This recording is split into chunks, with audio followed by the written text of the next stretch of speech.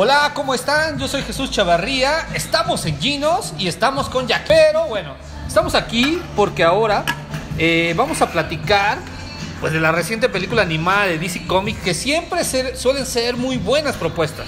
La verdad es que creo que DC siempre ha acertado en sus películas animadas y sobre todo el personaje emblemático es Batman. Y que nos traigan esta película que además lleva el nombre de un cómic, porque ya les hablaré por qué solo lleva el nombre y la estética del cómic. Yo sí le esperaba mucho. Es muy interesante el tema del que maneja un poco. Sí, es la película de Batman, Luz de Gas. Luz de Gas. La traducción al español, que creo que es muy conveniente, se puede entender muy bien, ¿no? Yo creo que estuvo bien que lo hicieran así. Es una película que se supone que pues está basada en este cómic que salió por allá de finales de los 80s. Sí. Creo que me acuerdo que está escrito por Mark White. Exactamente, está dibujado por Mike Mignola. Mike Mignola, que ya hablaremos de la comparación como adaptación, ¿no? Sí, que hay mucho que decir al respecto. Sí, exacto. Pero ahorita vamos a hablar un poco de la película, que además está dirigida por el mismo responsable de... él estuvo participando en esta serie de Godzilla basada en la de Roland Emmerich. Estuvo participando este mismo director, que es Sam Liu. También en otra pequeña joya, si ustedes no la conocen, me pareció una excelente producción, la de Cazafantasmas Stream. Sí, que estaba muy padre. Muy buena, que salió también por ahí de los 90s, según recuerdo. Él estuvo involucrado con eso, además de estar involucrado con otras películas de animación de DC, entre ellas Enemigos Públicos, por ejemplo, y algunas de Marvel. La de Hulk contra Wolverine también él estuvo ahí. Y bueno, tenemos esta película que creo que de entrada tiene un desarrollo bastante interesante.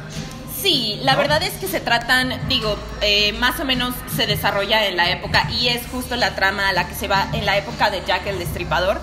Esta época que es justo de las máquinas de gas, de las lámparas de gas, en donde pues se veían muchas cosas en la calle y son muy bien tratadas. El hecho de que hay, por ejemplo, prostitutas en la calle y no se menciona como tal que son prostitutas, pero las hay y se muestra ahí.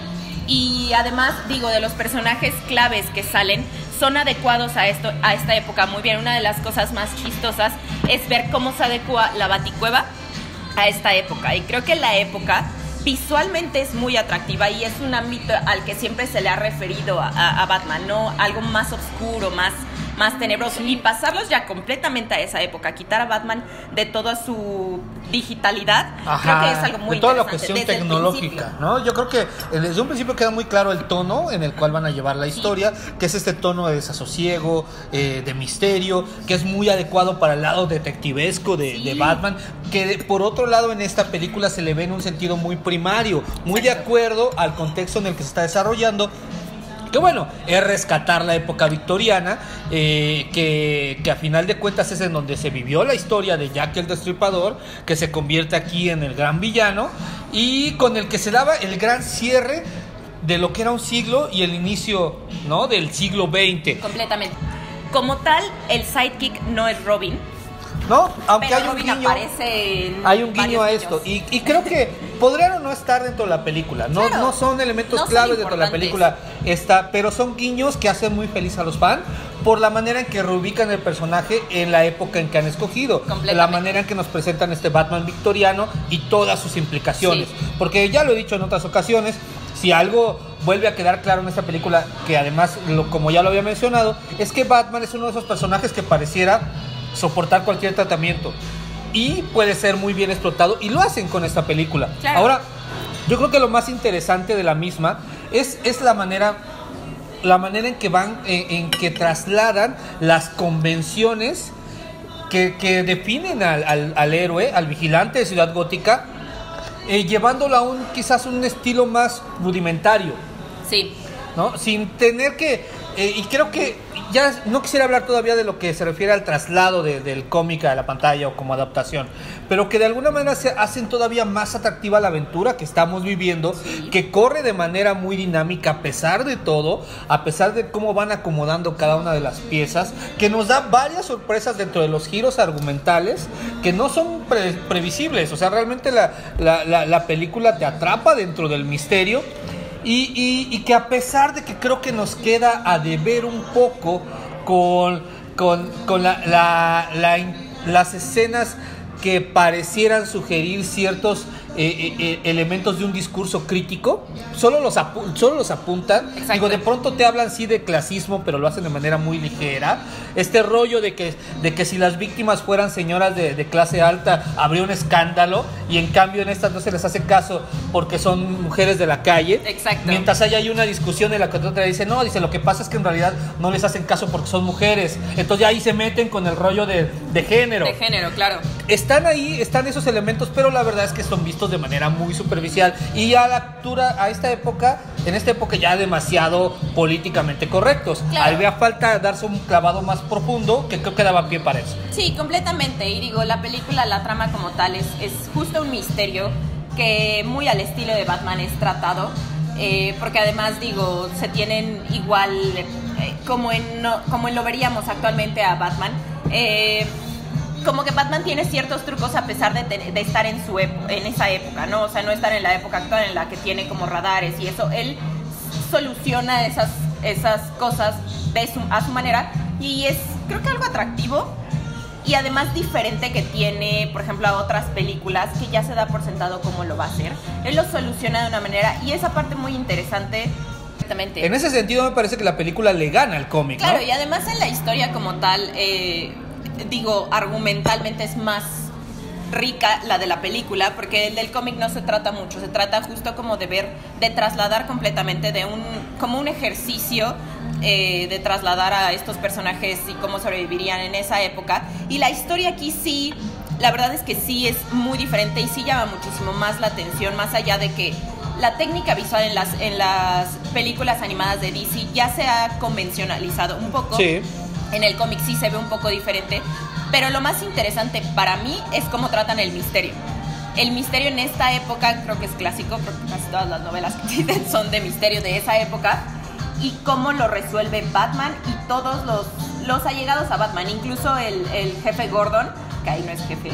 Es el inspector. Es el inspector Gordon. Es increíble cómo tratan esa relación de Batman y Gordon, digo, y de Batman en general, porque ahí es un personaje rico. Sí, aparece Strange, además, está, sí, claro, ¿no? Y que además de ser rico le gusta apoyar a la gente que no tiene la vida de Batman. Sí, porque además la película replantea muy bien este conflicto que él tiene en lo que implica de qué tanto es capaz Batman de proteger su propio secreto o identidad a costa quizás de otras personas. Esa es una de las cosas que aquí desarrollan muy bien.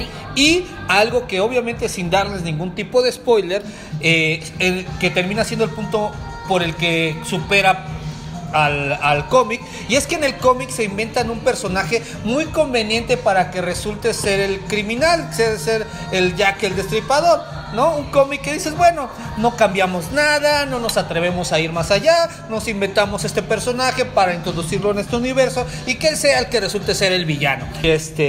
Y creo que a final de cuentas el punto en donde sí no logra superar al cómic, en donde el cómic sigue siendo lo número uno, obviamente es en la cuestión de arte que bien mencionaba Jackie. Claro, artísticamente no se compara la animación con el cómic, pero yo creo que sí hay que darle como el valor a cada uno de los productos que se tiene. Digo, no es lo mismo tener un cómic que, pues obviamente que sabemos es una ilustración como tal cada una de las viñetas, a una animación que se tiene que hacer muchísimo más cuadros y eso.